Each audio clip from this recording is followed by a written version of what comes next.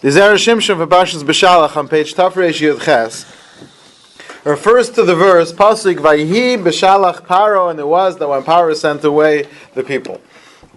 Now, I just want to warn everyone, what you're about to see has not been performed ever before. This is a chiddush, a beautiful teaching from the Zera Shimshon, which includes in it just explanations that are so creative and original, here being the emphasis.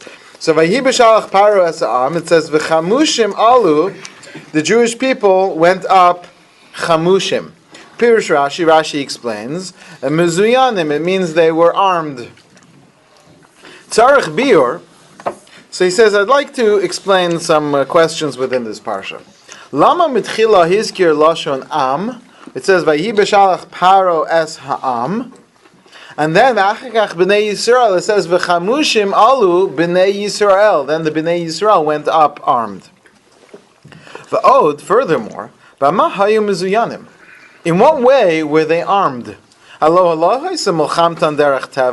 didn't fight any wars in the way of nature, that would require a sword and a spear. Why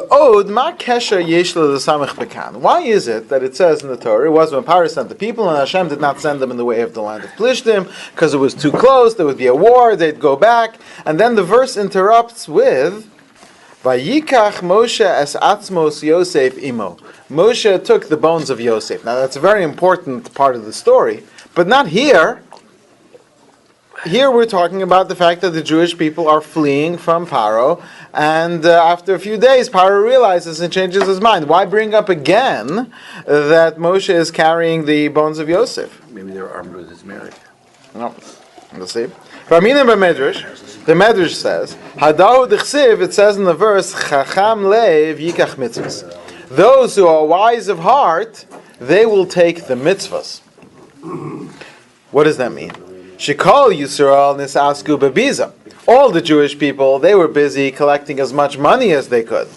Moshe haya asuk ba'atzmos Yosef, but Moshe was busy with the bones of Yosef. So that shows that Moshe is exceptionally wise of heart. So he says, how do you get that from this? Why are the Jewish people collecting all this money? They were told to. They were told to.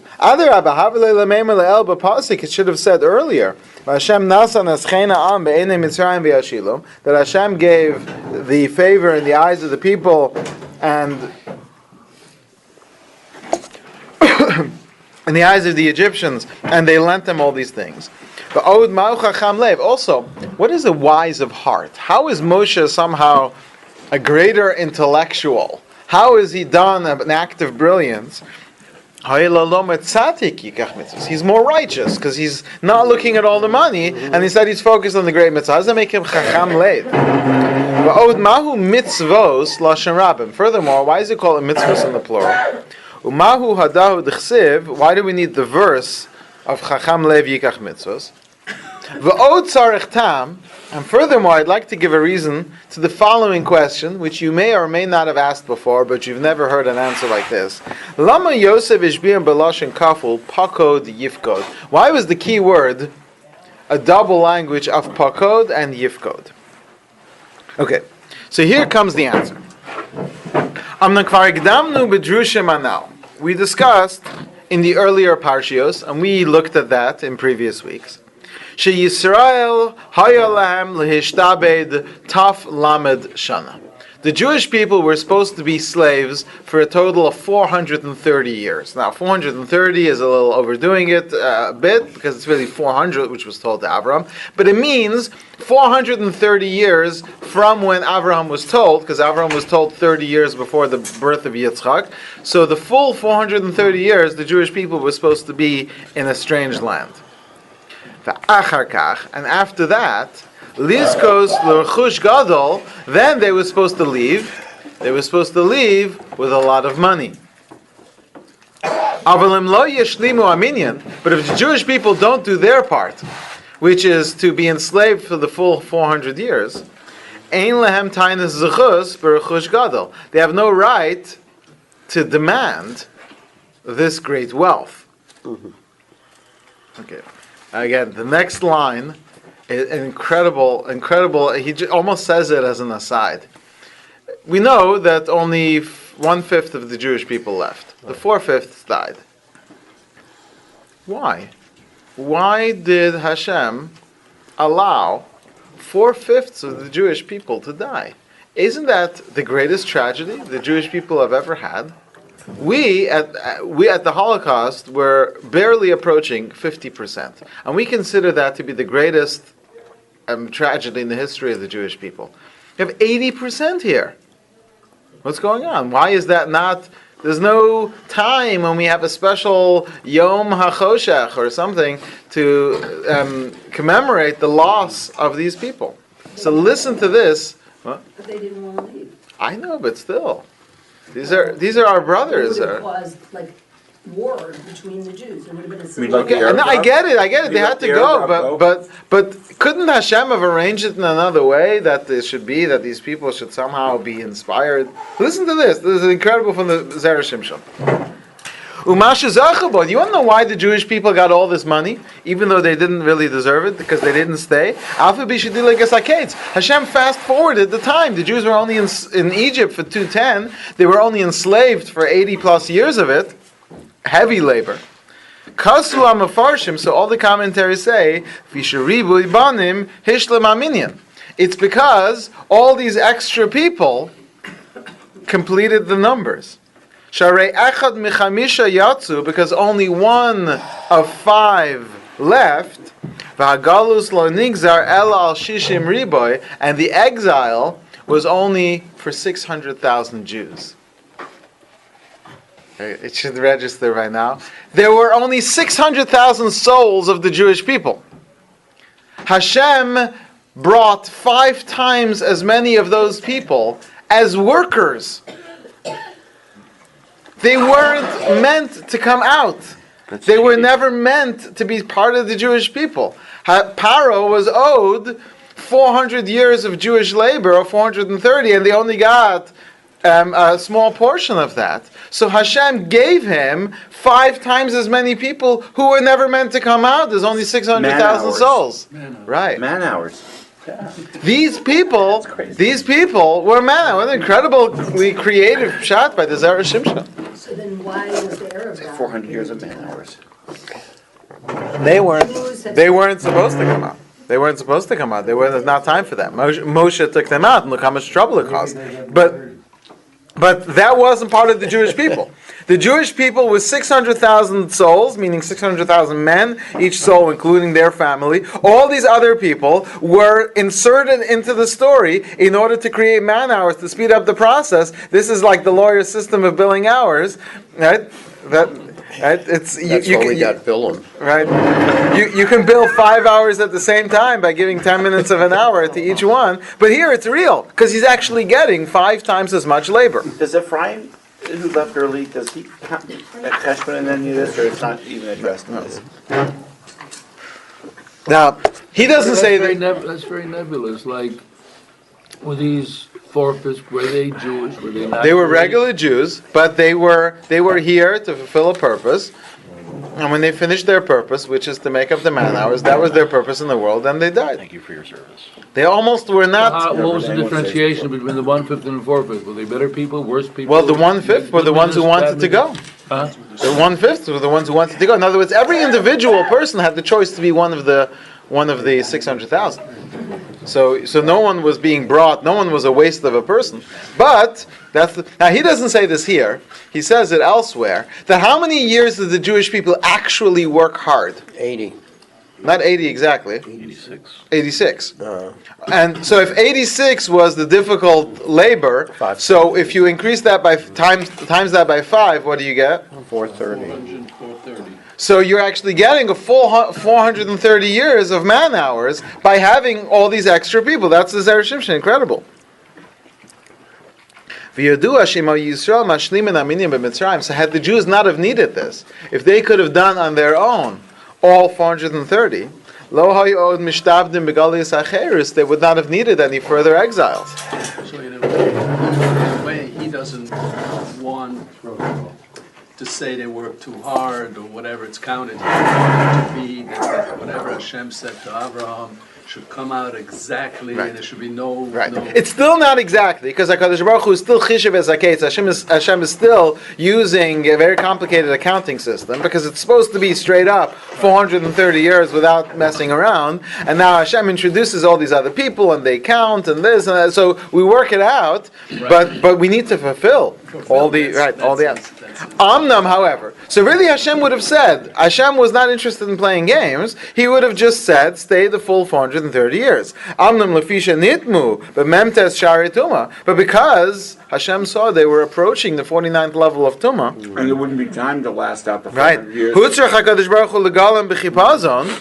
So therefore, what Hashem did was he sent down all these millions of Jews to come down and help complete the work, and then they died.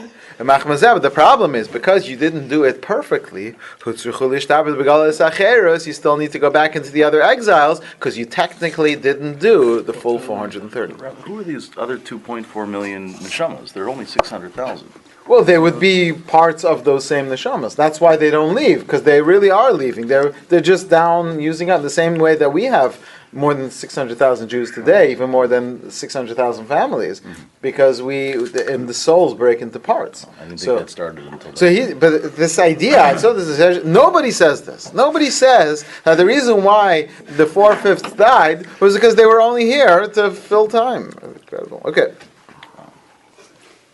Ume'atos, and now Yisrael nishtabdu begalios acheres.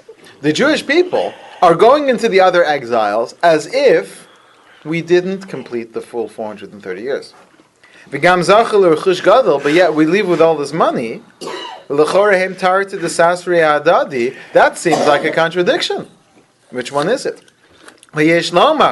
So that's what's going on in Paro's head. From Paro's perspective, he needs to pay this money only when he gets the work done. He got the work done. He got the work of 5 times 600,000. He got 3 million people worth of work. So in terms of what he owes that money. So the Jews finished their job. We finished 3 million man hours of 430 years. So give us our pay. Amlam Lagabi Yisrael, but for us, because we cheated, he got what he wanted, but we didn't do all the work. So we have to go back in exile, Kaloso Asman, for that time, because we didn't have it. Wasn't there I don't remember the details, but Egypt wanted slaves back, and he said, well, if you have to pay us for the time, and if you add up all the hours, but we went out with all the gold, so that we did get paid. So how could you use that argument that they never got paid? No, that's what they were asking. They were asking for their money back. They came to Alexander the Great and said, we want our money back. I knew there was something. Okay, good. Right. In fact, according to the Zera Shimshon, it explains the Gemara, because Gvia ben Pesisa, who made this argument, actually says to the Egyptians, he said, well, where's our 400 years worth of work? The question is, it wasn't 400 years, it was only 86, but according to this, no, it was 400 years worth of work.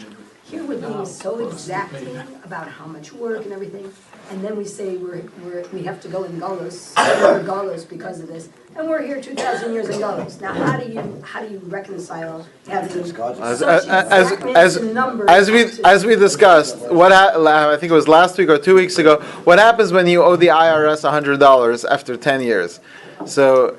They usually make a deal. They make a deal. No, I was saying, what happens to the 100? That number.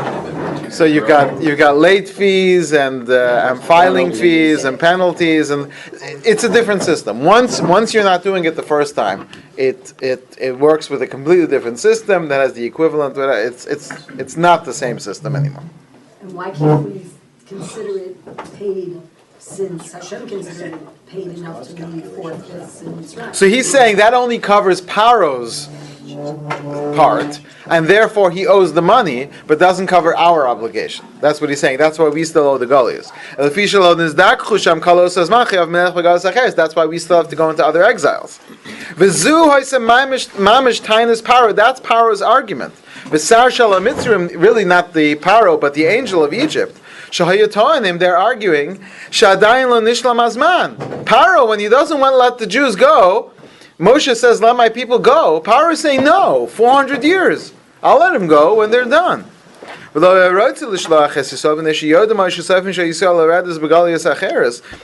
well, if you're going into other exiles, then that means that you left early. As we know,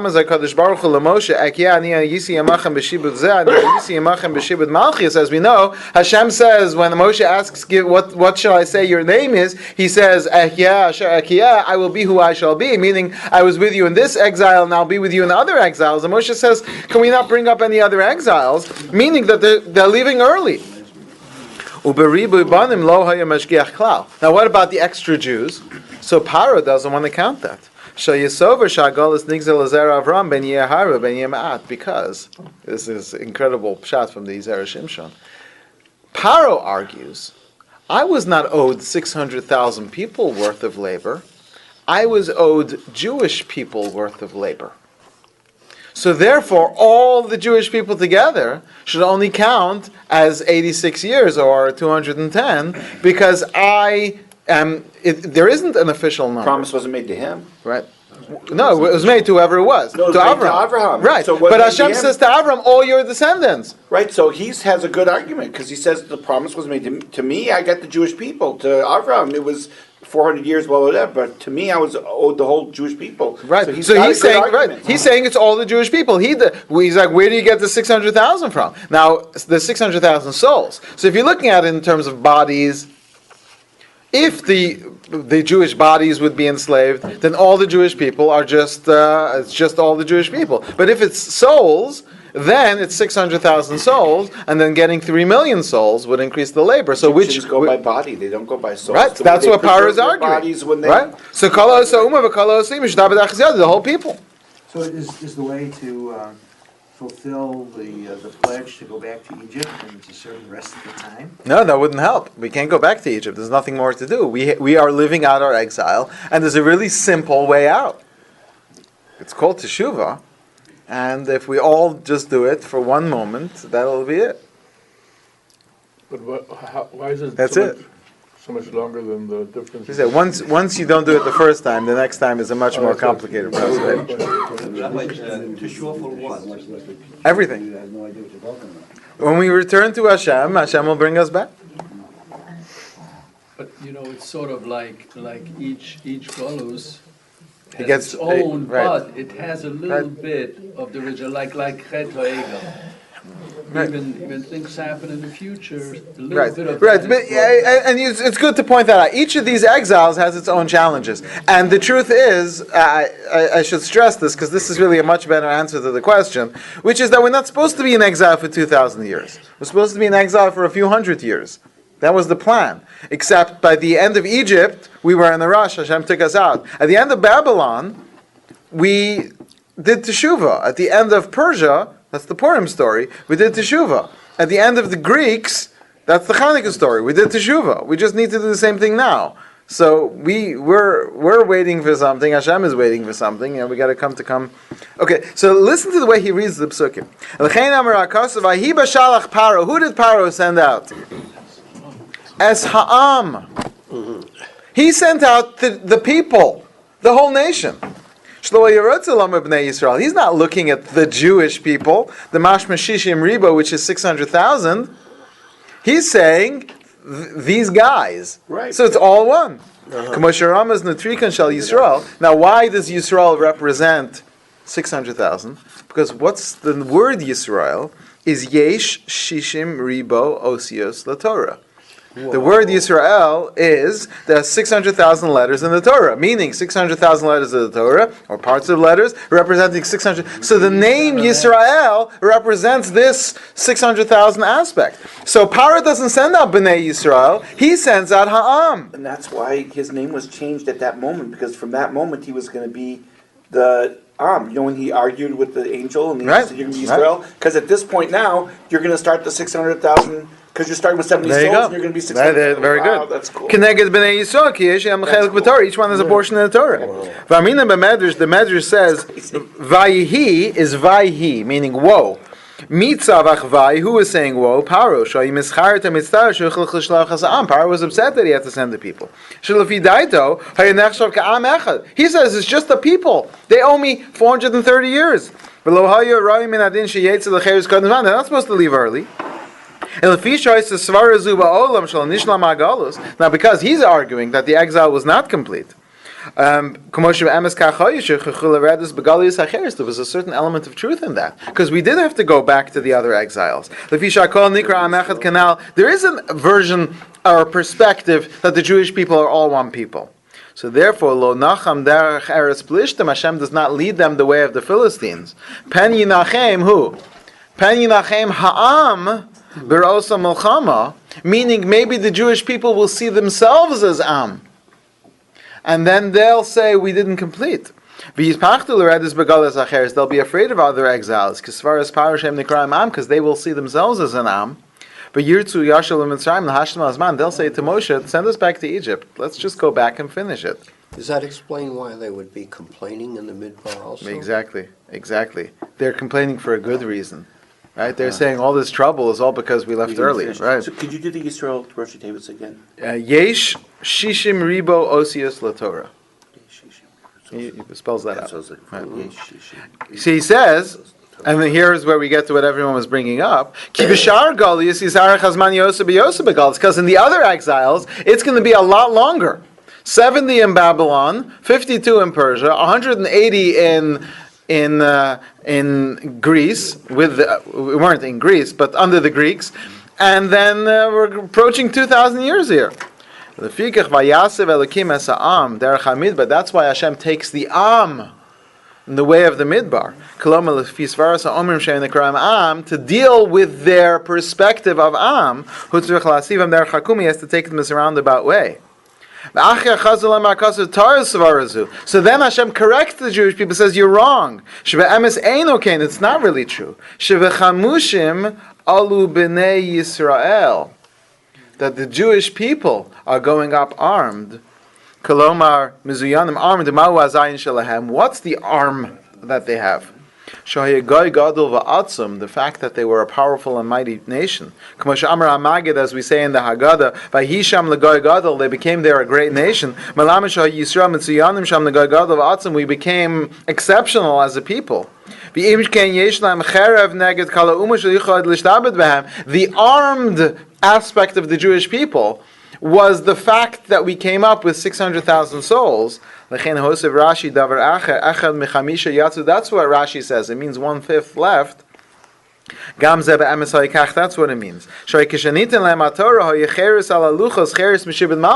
And the fact is that had we not done the Egel, that would have worked for us. We would have been B'nai Yisrael always, and being B'nai Yisrael would have meant that we only needed 600,000 people to work, and from the perspective of B'nai Yisrael, the fact that we had 3 million covers our debt. And we would not have to go back into Egel. But once they sinned, then they made the Egel. Now there was a prosecution against them. That they didn't finish the years. Why? Brilliant. Because they didn't behave like B'nai Yisrael. B'nai Yisrael don't worship idols. So as long as they continued the name B'nai Yisrael, and they didn't go to these extreme sins, B'nai Yisrael is 600,000. Yesh Shishim Riba Osius Torah. 600,000 means 3 million workers complete the process. As soon as they sin with the Egel, they're no longer B'nai Yisrael. Now they're just Am. In fact, if you look by the Egel, it actually uses the word Am there. Yeah. At that point, they're just Am. If they're Am, then they're all one people, and the 3 million only count for the 86 years they worked. That's why the Egel costs them. We're going to skip a little bit here because we want to get to. You see on the next page, V'im kein Moshe Rabbeinu Tafresh Chaf. So he says, In kein Moshe Rabbeinu olav hashalom pshita shalakach gam hu me'arachush.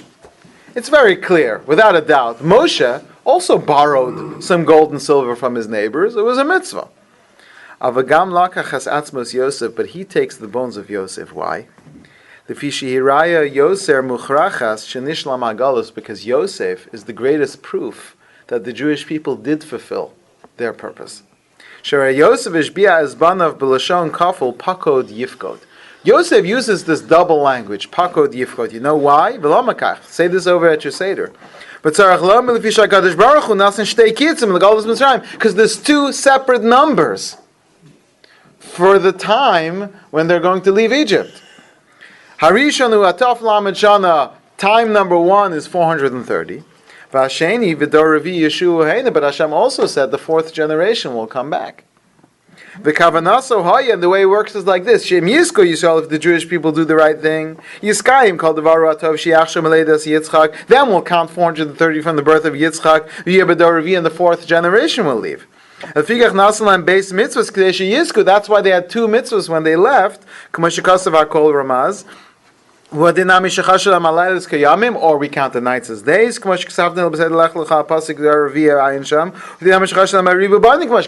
we count the extra people, which allows them to leave early.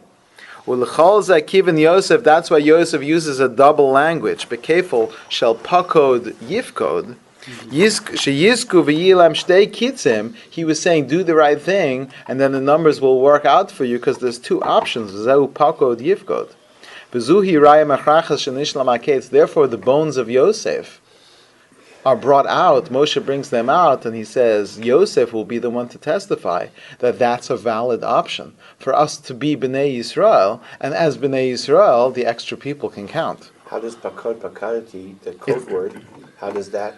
Well, pakod yivkod is this double language, meaning that he's supposed came back to the elders to prove he was the guy because he had the code word. Right. Pakoti, right? Well, pakod yivkod. Pakod yivkod, yeah. Right. Well, pakod yivkod or pakod pakadati, which is the way that the other tense of it. Right. But that's what he's coming to say, is he has to show up and say there's actually 2 options here, and we're calling on option number 1.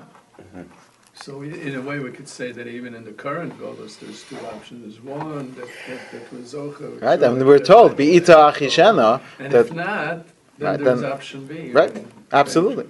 So now, this is just an amazing way to read the verses. But Could you say the 2 options? One is the 86 years and one is the 430? One is, the 2 times. And the 86 is going to have to use this system, but the 86 only works if we are B'nai Yisrael, where we behave like Bnei Yisrael, in which case we're 600,000, so then if there's 3 million of us, that completes the number. Yeah, but you just said that we lost it with the Egel, so how can we choose that one? Well, and Moshe is coming out, at that point we didn't know we were going to ruin it with the Egel. So right now Moshe is coming out with the bones of Yosef, as if to say, we are Bnei Yisrael, and as Bnei Yisrael, 86 is enough, because we have the 3 million to do it, and that's why we're going out. But Vayhi Beshalach Paro es ha'am, Paro didn't see it that way, because he sent out the people. So what's the next verse? Next verse says, Moshe took the bones of Yosef. And we said, how is that connected to anything? The answer is because the bones of Yosef is the response to Paro's claim of Ha'am. So, that's why this is the next verse. It's all one story, which is a debate between Moshe and God versus Paro about whether the time is over. So if they didn't finish the number, they couldn't be redeemed. That's what Yosef hinted to. They could leave early. Because if they do the right thing, and they're Bnei Yisrael, through the mitzvahs which Hashem gave them, therefore that's the completion of that number. Amazing. He goes on, but I want to do one other piece. But just amazing how it all ties together with this one underlying theme based on this creation of an idea, this novel idea that the Zera Shimshon brings into the world, which is his suggestion that the 4/5 were, what's the right word? These extras and these clones brought into the world to complete, because Bnei Yisrael only are 600,000, and that's all that they owe. All right, let's go towards the end of the parsha.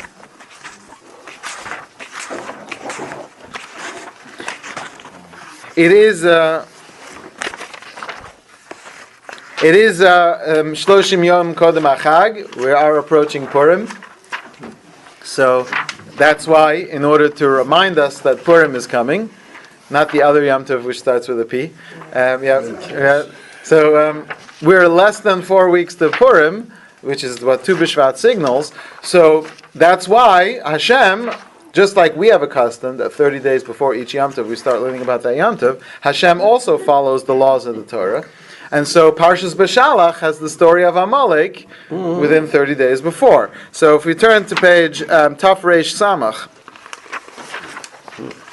he's referring to this Gemara in Sanhedrin that says that there are 3 major mitzvahs that the Jewish people have upon entry to Eretz Yisrael. To establish a king, to destroy Amalek, and to build a Beis HaMikdash. Says the Gemara, which comes first? And the Gemara answers, it says, Ki yad al keis ka, because there's a hand on the throne of God. Milchama l'Hashem ba'Amalek, fighting a war against Amalek. So which means you first have to establish the throne of God. The throne of God is the king, as it says, Vayeshev Shlomo al kisei Hashem l'melech, Shlomo sat on the throne of God. That's the Gemara, and therefore the Gemara says, first comes the king, and then comes Amalek, and then comes the building of the Beis HaMikdash, which is what the Jewish people tried to do. Didn't quite work out so well. 400 years later. 500 years, yeah. We're approaching 500 years, but they didn't have a king. Once they had a king, Shaul, at that point he sends him to go destroy Amalek, and then there would have been the building of the Beis HaMikdash. Of course, he fails. Then David becomes the next king, and he tries to destroy Amalek, and that also had some failures there too. And in the end, we didn't exactly quite destroy Amalek, and we ended up building the Beis HaMikdash, but because we failed to destroy Amalek, we get the Purim story. Okay, so if you look at page Tav Reish Samach in the left column, El Adayin Yesh Ledaktek, so he says, Lama be'elu ha-mitzvahs nafla safek ezem kodemes. Why is it specifically of all mitzvahs, we have this group of 3 mitzvahs, and here for some reason, we don't have a tradition as to their order. We're stuck, and we find a hint within the verse. Why these mitzvahs is there such confusion? And Rabbi Yossi also uses this language, and I don't know which would be first. Which is a funny way of, you could have just said which comes first. The Eni Yodea means that there's reasons to argue in all different directions. The king should come first, because the hand is on the throne of God. Okay. The Kasav Marenu Reb Nasan Shapiro, Bedrush Gimel Matanos. The Reb Nasan Shapiro, who is the author of the Megala Amuka, is one of the most brilliant rabbis of the last 500 years. He says as follows. There's 3 gifts that were given to the Jewish people in the wilderness. The Be'er, the well, Man, Vanani HaKavod, and the clouds of glory. Shirasha Tevos are Bara Mi'iras Einayim. We say mitzvahs Hashem bara Mi'iras Einayim. The mitzvahs of Hashem are clear and obvious. Me'iras Einayim, they illuminate our eyes. So bara Me'iras Einayim, beis mem ayin, is be'er, man, and anani hakavod. Heim keneged shalosh mitzvahs shenitzdavu Yisrael. They correspond to the 3 mitzvahs, which are also beis mem ayin, beis hamikdash, melech, amalek. What, also house, vineyard, and... yeah, that goes together. House, vineyard, and... Well, it's a little different, but they can be tied in. Yeah, because bait and yain and... Oh, yeah, it's a little harder, but... it's harder. Yeah. This is brilliant. And these correspond to the 3 gifts, Shehem Be'er, Man, Anani HaKavod. So he explains like this. Beis HaMikdash, Romez LeBe'er. The Beis HaMikdash is the wellspring. Shabab is Chos Miriam, which comes in the merit of Miriam. Now, who connects the Beis HaMikdash to Miriam is very interesting. But we do know the Beis HaMikdash corresponds to wells all over the Torah. They remember Yitzchak's wells. The first one they fought over, the second one they fought over, but the third they didn't, says the Ramban. That's the first and second temple, and the third temple will last. The temple is the Be'er, it's the spiritual wellspring of the world. They have the festival with the water for Sukkot. Very nice. He didn't say that, but you should write that into your volume. Yeah. Right. Ricky is suggesting that's why the biggest deal in the Beis HaMikdash was the drawing of the water. Very nice. Very good. The Medrash also says by Yaakov that he uncovered the well, and that was related to the Beis HaMikdash. So the well, the Jewish people are coming out. That's and they get this water. That's Miriam. That corresponds to the Beis HaMikdash and the mitzvah to build the Beis HaMikdash. Melech, neged Moshe, that's easy. The king corresponds to Moshe. Shaya Melech, who was the king, the leader. Ubizchuso haya aman, that's why the man comes in his merit. And ala Melech mutal pakeach ala parnasa tzrich alama, because it's the king's job to provide for the economy of his people. Right? America first. Or Eretz Yisrael first. Right? That's the job of the king. Kedarminim beperakam the brachas. Shayu omrim leDavid, they said to David, Amcha Yisrael tzrichim parnasa. They came to David and they said the Jewish people need parnasa because the job of the king is to provide for the people. Again, I'm not promoting anyone's specific agenda, but certainly it's the job of the leader to make sure that his people are fed. That's the job. That's the true job of the king. The true job of the king is not to fight wars or to indulge or to live in palaces. The king is a servant of the people. It's interesting. Netanyahu and Trump are meeting this week. So yeah. Okay. But it's a responsibility. Leadership. It's not a privilege, and that's what Moshe is teaching us. The king is connected Moshe, and that's why the man comes. The Amalek represents the Anani Akavud, the protection of the Jewish people. It says, Vayiru kala eda ki gava Aaron. And what happened when Aaron died? The cloud left. The cloud left, and Amalek came to attack us. And what happened when the Mitzrayim were shooting arrows at us all night? Well, right, but that's before Amalek. But it's even the story of Amalek. Yeah, but the Amalekites, it says they caught all those people who were outside. Mazane v'acharecha, right? All those people who were outside the cloud of the Ananiya clouds of glory. So you see that so the reason they start with the same letter, Be'er Beis Hamikdash, Man Melech, and Ananiya Kavod and Amalek, they start with the same letter because they correspond. Now, what happens is that Miriam dies, and then Aaron dies. But when Miriam dies, it says the well came back in the merit of Aaron. But then when Aaron died, the well came back in the merit of both Aaron and Moshe. But then when Aaron died, we lost again the well and the clouds, and they all came back in the merit of Moshe. So where do we see that Moshe has the merit of all three? So he says, all three gifts, Chazur came back, Kulam B'schus Moshe Levado, Shahaya, what's his name? Moshe ben Amram, Mem Beis Ayin, Melech Beis Hamikdash, Amalek, and Man Be'er Ananiya Kavod. That's his name, Moshe ben Amram, Mem Beis Ayin. Yisrael Kaimu Shlashtan, and the Jewish people are meant to fulfill all three mitzvahs. We did a great job in terms of building a Beis Hamikdash. We did a great job in terms of establishing a king, even though at the beginning we kind of came in for the wrong reasons. But we messed up with Amalek. So we lost all three. One of the names of Mashiach is Menachem ben Amiel. That's from the Zohar. Menachem ben Amiel is also Mem Beis Ayin Ad Kan Lashon B'Kitzur. So that's from the Megala Amukas. And now, so because we know that these three mitzvahs correspond with these three gifts, what order did these three gifts come in? As they didn't come at once. They came at different times based on the different shepherds. So what we need to do is, if we want to know the order of these three mitzvahs of Beis Hamikdash king and destroying Amalek, we really need to figure out in which order did these gifts come to the Jewish people. Now, in truth, the war with Amalek, that should have come first, because which of these gifts came to the Jewish people first? The Ananiya Kavod, because the clouds of glory came first. But the Ananiya Kavod left. What never left us? Moshe and his man. So maybe the man was there the longest, in which case the first mitzvah would be to establish a king. And that's the truth. Because if at the end of the 40 years, which came first, meaning which had been there the longest? The man, because the man never stopped.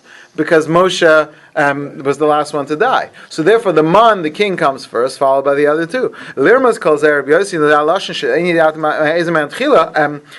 says, I would not know which of these comes first, because there's a perspective to suggest that it depends on which angle you're looking at. And therefore, however, in the end, we're hoping to bring back all three, the mem, the base, and the ayin, the man, the be'er, and the anania kavod, through the fulfillment of the mitzvahs of the Beis Hamikdash, the melech, and the destruction of Amalek. Melech, the order. Yom Kippur, we destroy Amalek. No Satan on Yom Kippur. And the Beis Hamikdash is Sukkot. Well, very good. So here you have another three together. Very good. What happened to the idea that melech was